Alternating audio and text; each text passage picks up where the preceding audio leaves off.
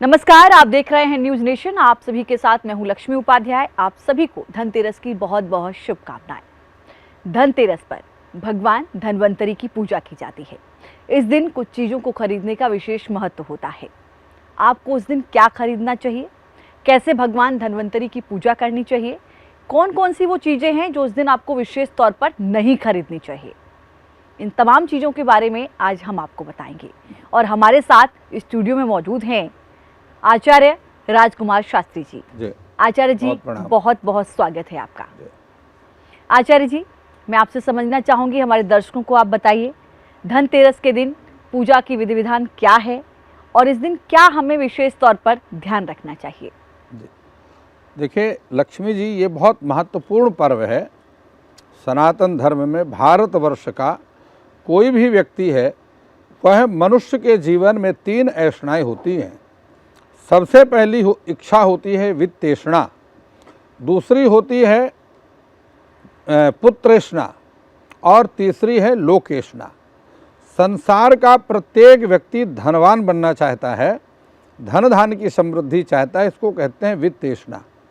और जब उसके पास धन आ जाता है तो धन आने के बाद वो विवाह करना चाहते हैं, उसको कहते हैं, और विवाह के बाद वो चाहता है मेरे घर में एक संतान हो, इसलिए वो उसको कहते हैं पुत्रेषणा। जब धन भी आता है, परिवार भी संपन्न हो जाता है, तो वो चाहता है कि अब मेरा संसार में नाम हो, तो उसको कहते हैं लोकेषणा। तो इस प्रकार से 3 ऐषणाएं जीवन में होती हैं। तो पहली जो ऐषणा है, जो इच्छा है, वह ठीक धनतेरस से आरंभ होती है, इसलिए इसको कहते हैं धन त्रयोदशी।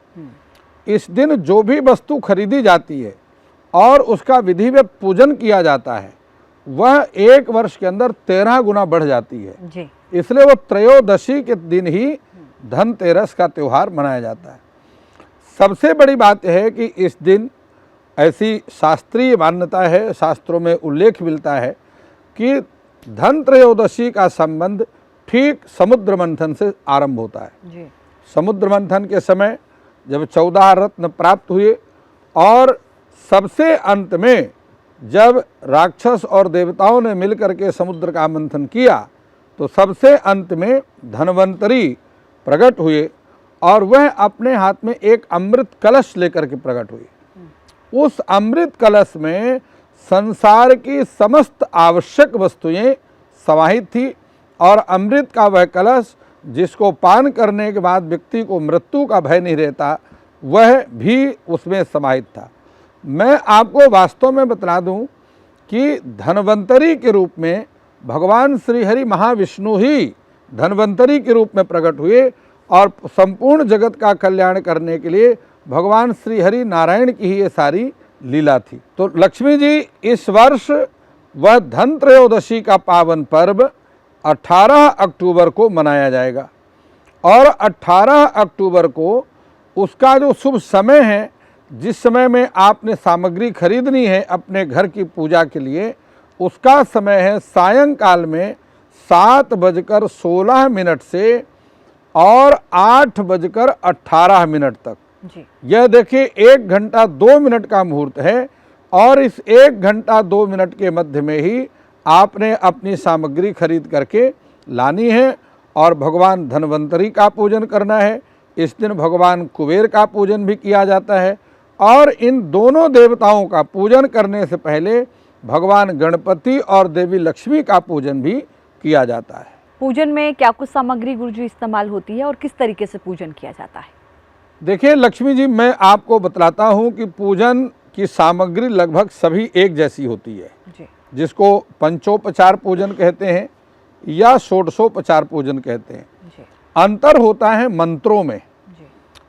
धन त्रयोदशी के पूजन के मंत्र अलग हैं। जैसे मैं आपको बतलाता हूँ कि इसमें यक्षराज कुबेर का पूजन है और यक्षराज कुबेर का मंत्र क्या है? ओम यक्षाय कुबेराय वैश्रवणाय धन धान्याधिपतये धन धान्य समृद्धि में देहि देहि दापय दापय स्वाहा। ये इस मंत्र के माध्यम से आप कुबेर का पूजन करेंगे।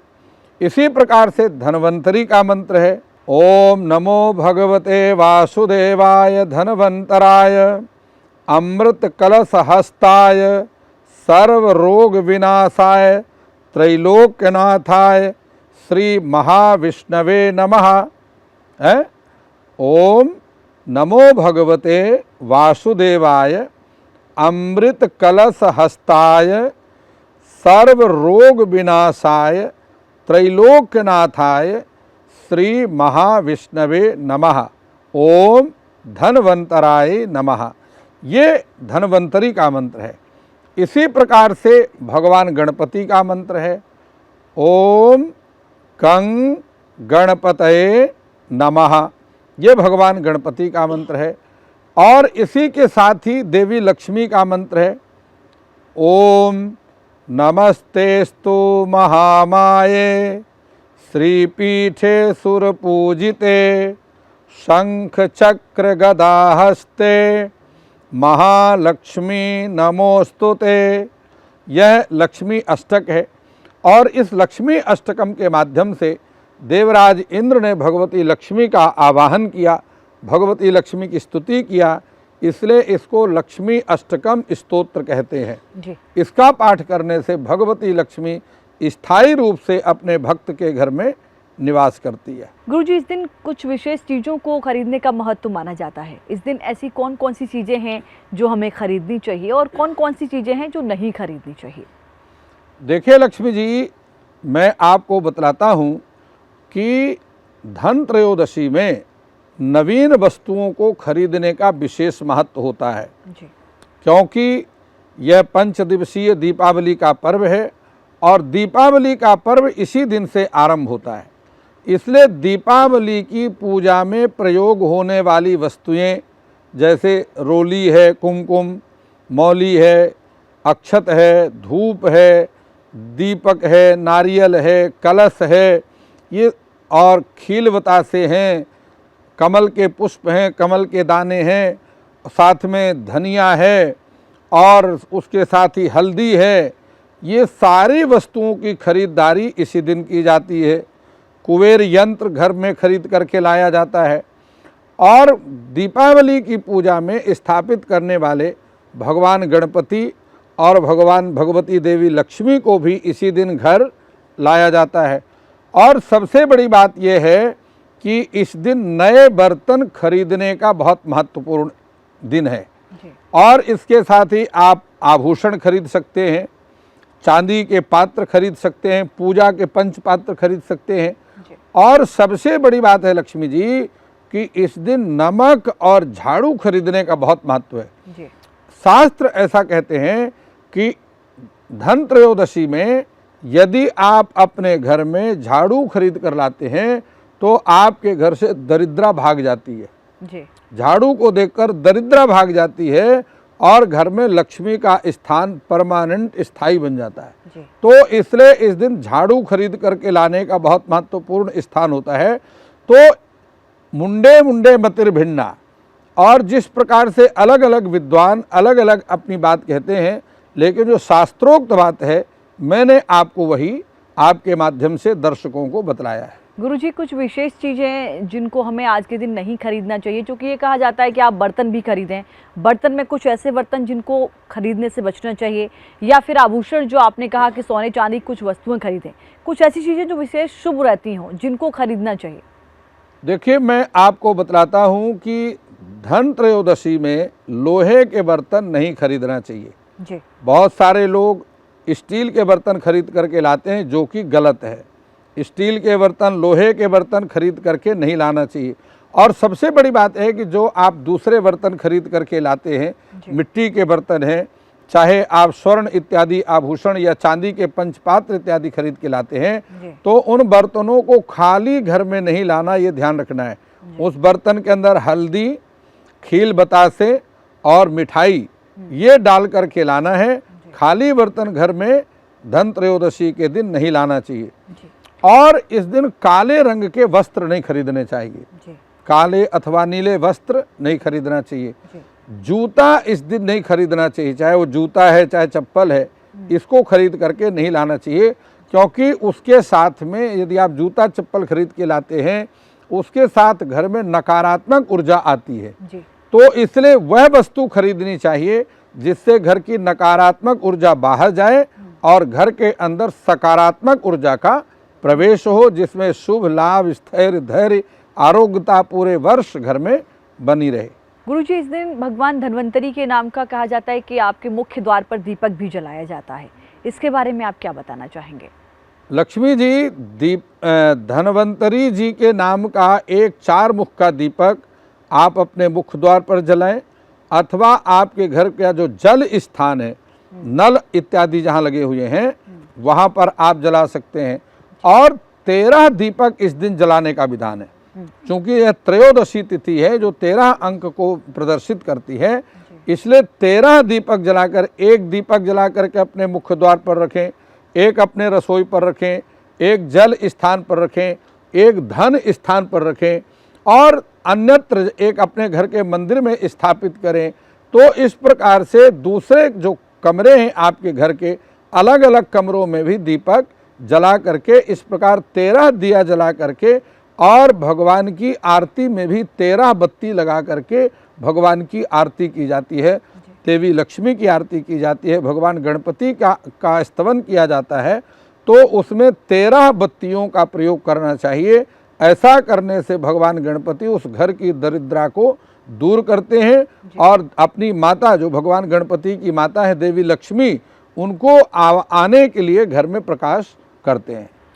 तो गुरुजी, आपने ये तो बताया कि इस दिन क्या क्या खरीदना चाहिए, लेकिन मेरा सवाल ये भी है, कई लोग सोने चांदी के आभूषण नहीं खरीद पाते हैं और आपने कहा कि स्टील के बर्तन भी नहीं खरीदने चाहिए, तो क्या उन लोगों के पास विकल्प रहते हैं जो सोना या चांदी नहीं खरीद सकते और स्टील के बर्तन भी वो नहीं खरीदना चाहते, तो किस धातु का उस दिन सामान खरीदा जा सकता है? देखिए लक्ष्मी जी, हमारी जो भारतीय संस्कृति है यह मिट्टी के बर्तनों से शुरू होती है जी।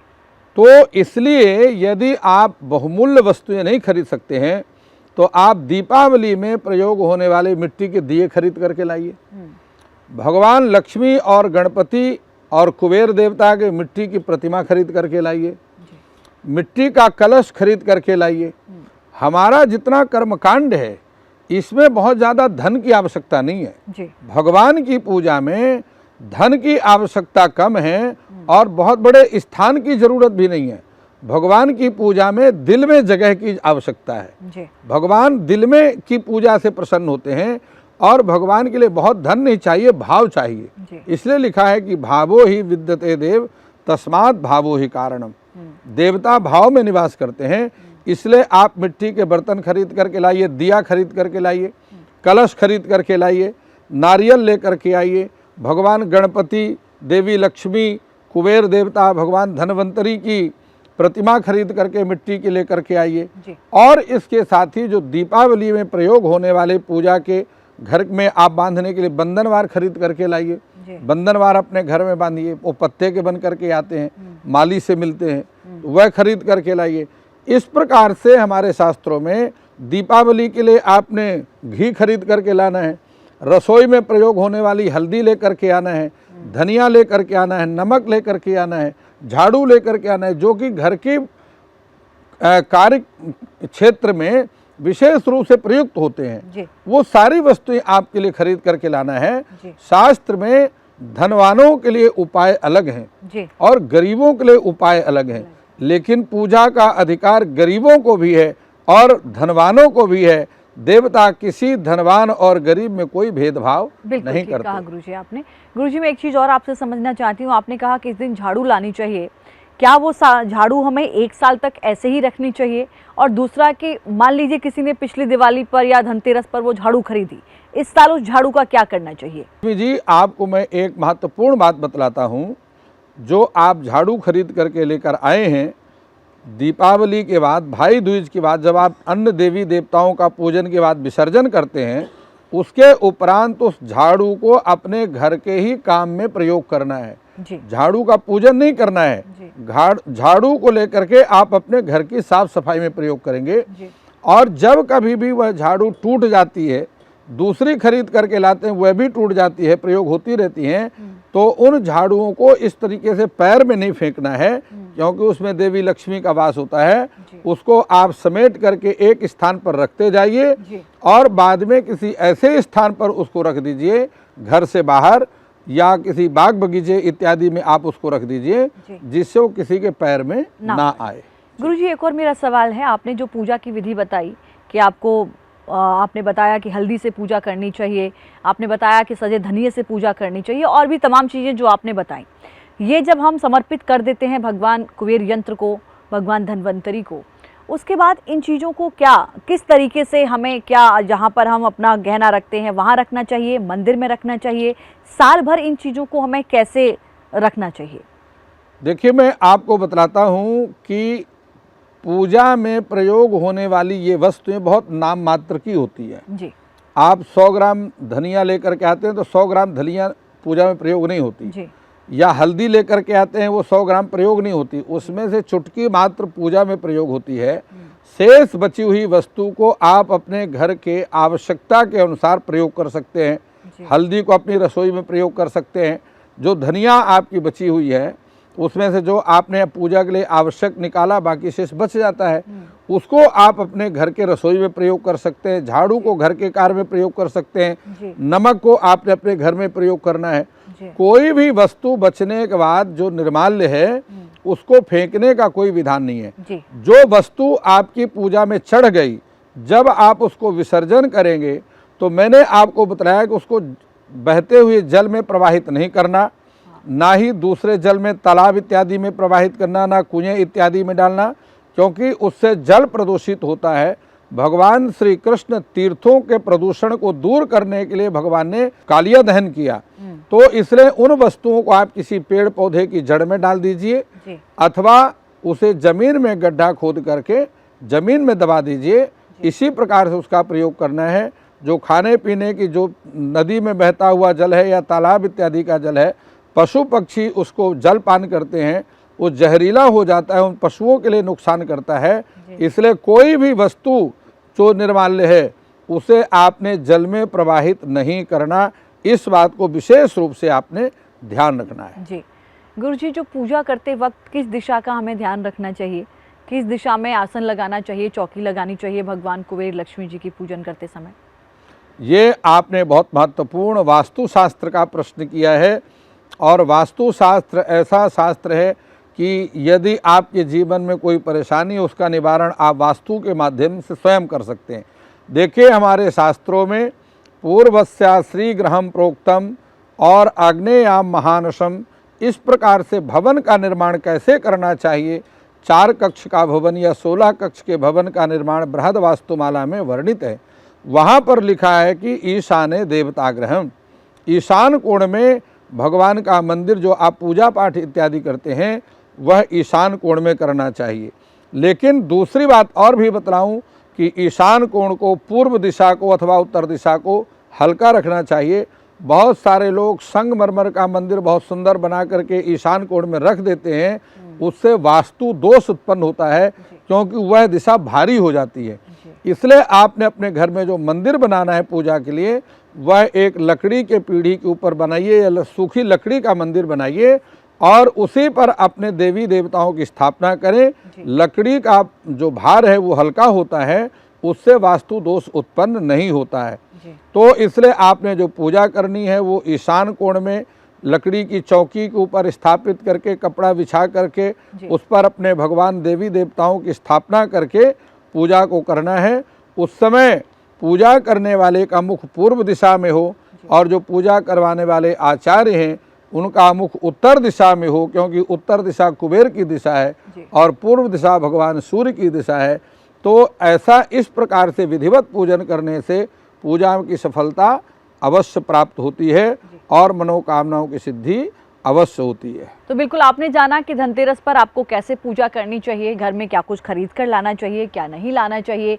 झाड़ू, नमक आप ज़रूर खरीद कर लाइए। मुख्य द्वार पर दीपक जलाइए। आपको आचार्य जी ने बताया कि इस दिन 13 दीपों का विशेष महत्व होता है और 13 दीपक जलाने चाहिए। गुरुजी, आपका बहुत धन्यवाद। आपने प्रणाम। विस्तार से पूजा की विधि बताई और तमाम वो मंत्र बताए जिनके जरिए भगवान कुबेर को खुश किया जा सकता है। आज के लिए इतना ही। नमस्कार।